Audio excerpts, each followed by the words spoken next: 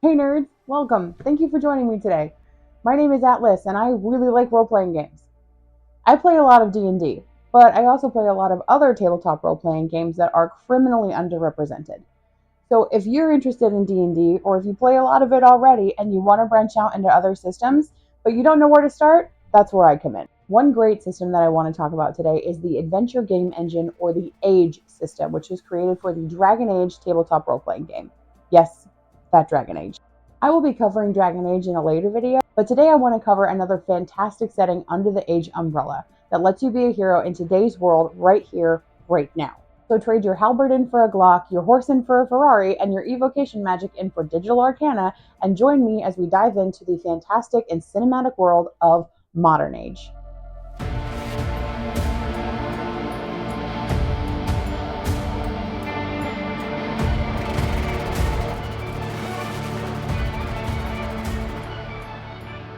What is the AGE system? The Adventure Game Engine, or the AGE system, was created by Chris Primus for the Dragon Age RPG. Chris is an award-winning game designer and writer and the founder and president of Green Ronin Publishing based in Seattle, Washington. I met Chris, Steve Kenson, and Troy Hewitt at Gen Con this year, and they were absolutely wonderful people who made a fantastic series of games, and I could not say enough nice things about them. I had such a blast talking with them and getting to know more information about what they have in the pipeline, which I will be covering in future videos. So how is the AGE system different? Unlike games like Dungeons & Dragons or Pathfinder, which use a polyhedral d20 dice system, the AGE system uses a 3d6 dice system. The d6 is this one. It's your most common die. Look through some old board games or old Yahtzee or something, you're going to find some d6s. For Modern Age, we use 3d6, 2 of one color and 1 of a different color. This is known as your stunt die. The stunt die is the one that lets you pull off cool moves or special maneuvers that keep the game cinematic and exciting. Leveling up works like in most RPG systems, based on experience points or through achievements based on your GM's discretion. As you gain more levels, you gain more improvements. These improvements are distributed through your stats. Stats like health, defense and toughness, relationships, conviction, abilities, ability focus, talent, and specializations. As your character levels up, certain checks will become easier for you, and you'll be able to pull off more exciting stunts and more advanced attacks. There are 3 different modes you can play in Modern Age. Gritty mode, for those who like it dark and more realistic. Pulpy mode, for those who want to be an epic action hero. And cinematic mode, for those who like big dramatic scenes. In Modern Age, framing is what we refer to when we talk about how game mechanics fit within the story, when the rules come into play, what is mechanic versus flavor, and how the environment interacts with the characters within the narrative. These are all values of this framing. It's most important when things like tension, chance, and action come into play. Your dice rolls need to matter. So often we see in games like D&D the I want to open the door and then being told to roll a specific skill check. Sometimes a door is just a door. You don't need to roll to open it. Let's say you've been hunting down the mob for years. You finally get the chance to sneak into their safe house, but when you get there, you realize that not only was this a setup, but now they have someone that you love held hostage. You can make an attempt to save them, but then the goons set off a bomb to go off. Now drama has entered the chat. Do you save your loved one? Do you defuse the bomb? Or do you chase after the mob boss? Setting scenes up this way, where the success or failure of the dice really matter to the story, that's when we have framed the scene successfully. There are so many ways to frame a Modern Age scene, from 1920s pulpy noir to not-so-distant cyberpunk futurism. It all depends on how you want to write your story and how you want to frame your scenes. One major way that Modern Age differs wildly from most mainstream RPGs is that there are no classes. You have backgrounds and professions, but no traditional class. Your specs are what make your character do what they do. In Modern Age, characters utilize 9 abilities: accuracy, communication, constitution, dexterity, fighting, intelligence, perception, strength, and willpower. While all characters will use all of these abilities in the broad sense, certain specific abilities are able to be your character's focus. The different ways that you build your character's abilities are what make up your class. Modern Age is pretty easy to min-max in this way. You want to be a smooth-talking politician with a high communication score, but you still want to be a jacked badass with a fighting focus? You can do that with the politician profession and the military background. Or maybe you want to be a hyper-intelligent scientist who is insanely good at research and development, but also has a high constitution score from your family being resilient miners for generations. So maybe you don't get sick as often from your own failed experiments. Or maybe you just want to be really, really good at shooting guns. There are 100 pages in this book on just how to build your character. You start with the basics: name, age, height, and weight. These are just for flavor and don't really mean anything other than what your character looks like visually. Next comes your background. This is how you grew up. Were you a farm kid whose parents were tough but gentle-hearted people who valued hard work? Were you a cosmopolitan city kid who had a personal driver take them to school? Were you a military brat with a strict upbringing? Or maybe you were an outcast, driven away from society for some mysterious reason. Next, we pick your profession. There are social jobs, physical jobs, and skilled jobs. Social professions are jobs like artists, clergy, or politicians. Physical professions are jobs like police, explorers, or pilots. And skilled professions are jobs like scholars, criminals, or technicians. You're able to take these and kind of reflavor them to whatever your style is. Like take my character Bryn, for example. She's classified as a technician, but she's actually a highly intelligent computer hacker who uses her skills to get into big corporate databases to erase debt files and bad credit so she can even the playing field. God, I wish I had that skill in real life. Next is drive. Every character needs drive. This is something that motivates you to keep you going despite the odds. No matter how hard you get hit, can you get back up? So what is your drive? Are you a leader that takes charge and gets stuff done? Are you a caregiver who just wants to help as many people as they can? Maybe you're a visionary that just wants to express themselves and damn what anyone else thinks about it. You receive certain talents and improvements depending on what your drive is. For my character Bryn, I chose the protector drive because somebody has to protect the people from those predatory capitalists. From there, we head to the derived statistics. This is your basic stuff: health, defense and toughness, and speed. These are easy. You get a starting health based on your profession. Your defense always starts at 10 plus whatever your dexterity modifier is.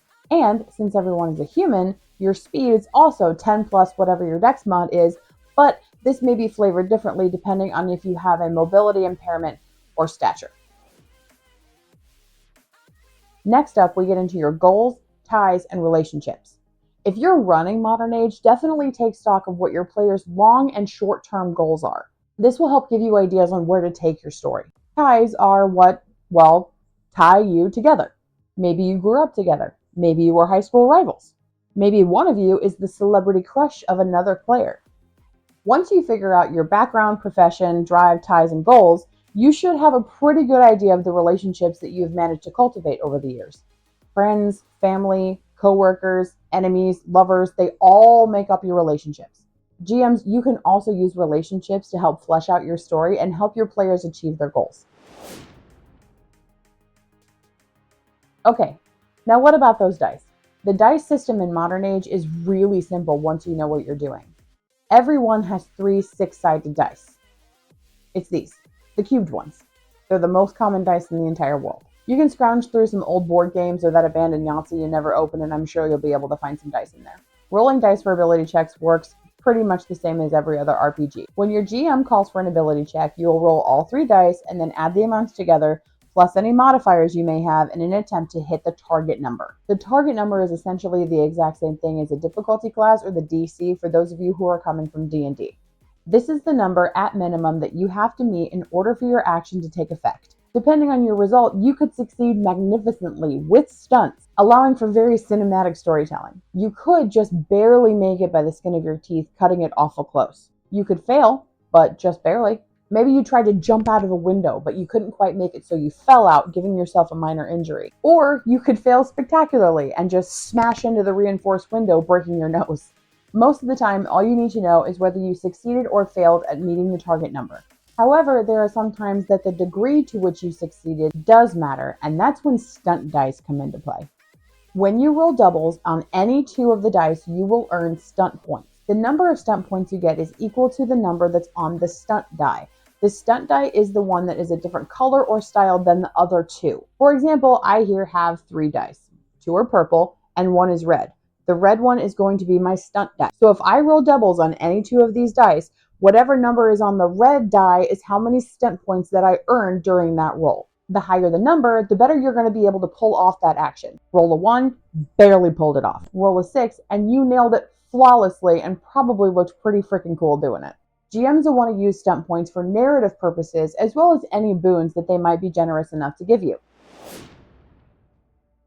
Action time, baby!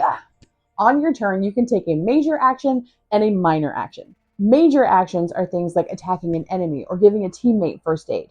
Minor actions are things like ducking for cover or retrieving something from a container. Each round is 15 seconds of real time, so what you're able to pull off might be limited. There are melee attacks and there are ranged attacks, and your rolls are just basic ability checks plus mods versus your target's defense. If you've got the bigger number, your attack hits. Simple as that. There are 30 plus pages in the rulebook that go into more extensive detail about combat, damage, and other actions you can take. It's pretty extensive, but awesome. Stunts! Stunts! This is the bread and butter of the AGE system. Your stunts. The thing I love about the AGE system is that it's very cinematic. If you're the type of GM like me who likes to paint your players a picture with your descriptions and really set the scene, then I think that you'll love this system just as much as I do. Modern Age plays out in scenes like in a movie, and stunts are what gives it flair. When you roll doubles and you get your stunt points, you can spend those stunt points on affecting the playing field. For example, say I succeed on my attack against an enemy. I rolled doubles and I got 2 stunt points. I can spend those stunt points on something like Vicious Blow, which allows me to deal an extra 1d6 of damage on this attack. I have seen so many people use stunt points in the most creative and innovative ways. If you've ever played Modern Age and have ever pulled off a cool stunt like this, leave it below in the comments. I really want to read what you have to say.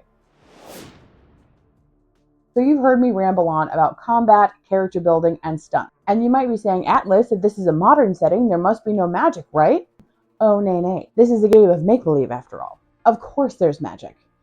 It just may be not the kind of magic that you're used to if you're coming from games like D&D and Pathfinder. There are several different kinds of arcana in Modern Age. You've got digital, divination, fire, healing, illusion, machine, power, and protection. And then on top of all of that, there's a whole section dedicated to psychic abilities too. This book gives you a lot of tables that you can use, but it also gives you a lot of tools in order to make it entirely your own. As I said before, you can be a technopath and control machines with your mind. You can even blast fire at enemies. The world is yours to explore. It's just like if you were to walk down the streets of New York City today, but it's more exciting and there.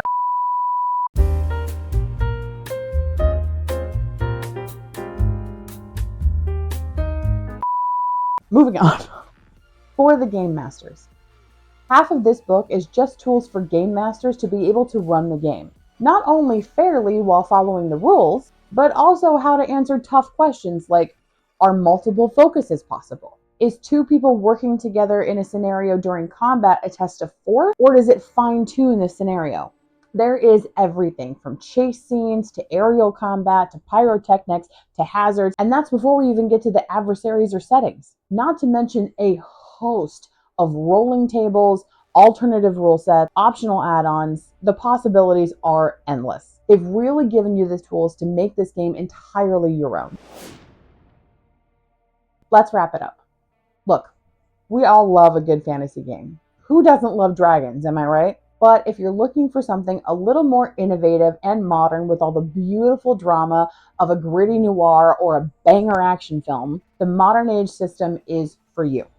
Also, if you're interested in other settings that also use the AGE system, I will be doing future videos on those. For those of you who want to stay in your fantasy comfort zone, Fantasy Age 2nd edition just got released and I was able to snag a copy this year at Gen Con, so please look for future videos based on that. Again, I want to thank Troy Hewitt, Chris Pramus, and Steve Kenson for meeting with me at Gen Con and suffering through all of my endless questions and general fangirling. I do want to make it clear again that this is not a sponsored video. I am not being paid for this, but I did receive all of the Modern Age product for free. They are not paying me in any way. They're not expecting anything out of this at all. They're just really wonderful people who made a really great game that you should play. Thank you so much for being here with me today. I really hope that you enjoyed this video. If you want to see more of my videos, please feel free to like that subscribe bell. And if you want to follow me on socials, all of that information is in the description box below. Thank you so much for watching, and I will see you in the next one. Bye, nerds. Speak grammatical English. It is 10 o'clock at night. I am so tired. The stunt I let you call. The stunt I let you pull. The stunt. Focus. Certain checks will become more easier for you. No, that's not English. Because I'm a Hoosier and we talk funny. Combat. Combat. We're doing combat.